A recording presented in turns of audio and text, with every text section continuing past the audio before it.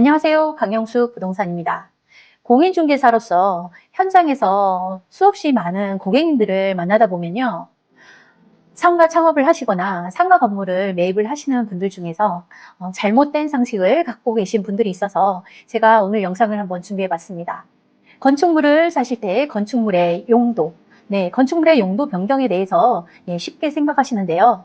계약서를 쓰기 전에 용도 변경에 관한 숨겨져 있는 함정을 제가 진실하게 파헤쳐 보도록 하겠습니다. 제가 개업공인중개사 시험을 볼 때요, 시설분에 따른 용도 변경, 이런 용도 변경에 관한 그 문제가 나오면 정말 쉽게 풀기도 했었는데요. 현장에서는 정말 공부한 거와 다르게 어려운 경우가 참 많았습니다.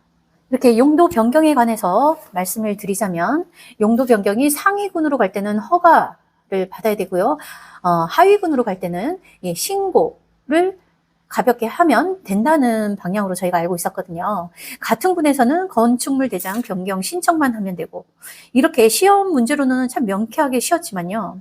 현업에서 이 원칙을 곧이곧대로 믿고 중개했다가 정말 눈앞이 깜깜해지는 대형 사고를 맞이하게 될 수도 있습니다.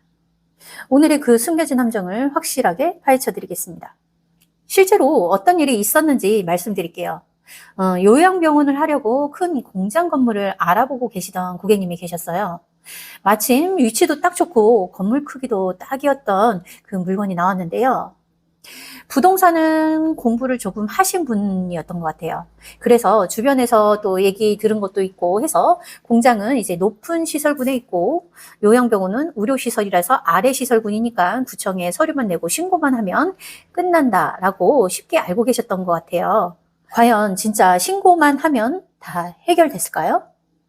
결론부터 말씀드리면 신고서 백날 내봐야 구청에서 반려당합니다. 왜냐하면 아무리 건축물 용도 변경이 단순하게 신고사항이라고 해도요. 그 건축물이 딛고 서 있는 땅, 이 땅의 규제가 맞지 않으면요. 용도 변경 자체가 원천 불가능하기 때문입니다. 예를 들어서 의료시설을 일반 근린생활시설로 바꾸는 건 건축법상 쉬운 신고사항처럼 보이지만 만약 그 땅이 자연녹지 지역 내에 있는 임업용 산지라면 법적 제한에 걸려서요. 아무것도 할 수 없는 건물이 되어버리고 맙니다. 신고라는 단어가 주는 그 만만함에 절대 속으시면 안 됩니다. 특히 상가 들어오실 예비 사장님들, 커피숍이나 음식점, 미용실 창업 준비하시는 분들은요. 이 부분을 깊게 새겨야 합니다. 내가 들어가려는 점포의 면적만 깨끗하다고 끝나는 게 아닙니다. 건물 안에 있는 동종업종들의 면적을 다 더해봐야 해요. 왜냐하면요. 면적을 합산했을 때 일정 기준을 넘으면요. 시설군이나 근생 종류가 바뀌기 때문입니다. 이해하기 쉽게 예를 들어 드릴게요. 상가 건물 1층에 이미 250제곱미터, 약 75평 커피숍이 성황리에 영업 중에 있습니다. 그런데 여러분이 2층에 또 다른 250제곱미터, 약 75평, 예쁜 김밥집이나 브런치 카페를 차리려고 세를 얻으시려는 상황이에요. 각각 따로 보면 아무 문제 없는 업종들입니다. 그런데 구청 기준은 어떨까요? 한 건물 안에 동종업종이 있으면 이 면적을 합쳐서 계산하게 됩니다. 두 점포를 합치니 250제곱미터를 합치니 총 500제곱미터가 되죠. 이렇게 되면 이종 근린생활시설로 분류가 돼서 건축물 대장을 변경해야 합니다. 그런데 만약 이 건물이 위치한 땅이 이종 전용 주거지역이다. 그럼 이종 근생으로는요. 용도 변경 자체가 법적으로 불가능합니다. 옆집도 장사 잘하고 있으니까 나도 당연히 허가가 나겠지 하고 인테리어 계약까지 해뒀다가 인허가가 안 나와서 보증금 날리고 창업도 못하는 이런 비극이 여기서 생기는 겁니다. 고객 여러분, 부동산 계약서에 도장을 찍기 전까지는요, 그 누구의 괜찮다, 쉽다라는 말도 100% 믿지 마세요.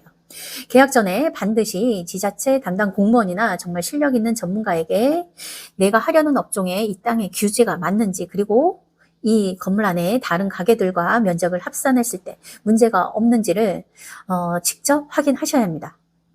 자, 그럼 이런 억울한 일이 나에게 일어나지 않기 위해서 실전에서 어떻게 해야 할지 제가 말씀드릴게요. 여러 가지 방법이 있는데요. 첫 번째는 인터넷에 있는 토지 이음이란 토지 이용 계획서라는 것을 확인해 보는 방법이 있습니다. 네, 두 번째는요, 건축물 대장을 떼서 동종 업종의 면적을 계산해 보는 방법이 있습니다. 근데 이렇게 인터넷에서 조회만 다 했다고 되는 게 아니고요. 마지막에 반드시 해당 시, 군, 구청으로 전화를 해서 공무원에게 이렇게 물어보세요. 집원이 땡땡 번지인데 제가 여기에 땡땡땡 규모로 땡땡 업종을 하려고 합니다. 혹시 이 땅에 행위 제한에 걸리는 부분이 있나요? 그리고 건물 내의 기존 동종 업종들과 면적을 합산했을 때 용도 변경이나 인허가에 문제가 없을까요? 라고 주소를 불러주고 확답을 받으시는 게 가장 확실합니다. 네, 이렇게 다 확인을 했는데도 뭔가 불안하다 하실 때는요. 네, 계약서 작성하실 때 특약사항을 하나 꼭 첨부하시면 됩니다. 계약서 특약란에요. 딱 이 한 줄을 적어달라고 하면 되는데요. 네, 내용은 이렇습니다. 본 계약은 임차인 또는 매수인의 목적인 땡땡 업종으로의 용도 변경 및 인허가 취득을 조건으로 하며 관할 구청의 규제나 면적 합산 등의 사유로 인허가가 불가능할 경우 본 계약은 위약금 없이 무효로 하고 계약금 전액을 즉시 반환한다. 이 특약 한 줄이 고객님의 재산을 지켜줄 수 있는 문구가 될 겁니다. 오늘 제 진심이 도움이 되셨다면 구독과 좋아요 부탁드리겠습니다. 오늘은 여기까지 하겠습니다. 감사합니다.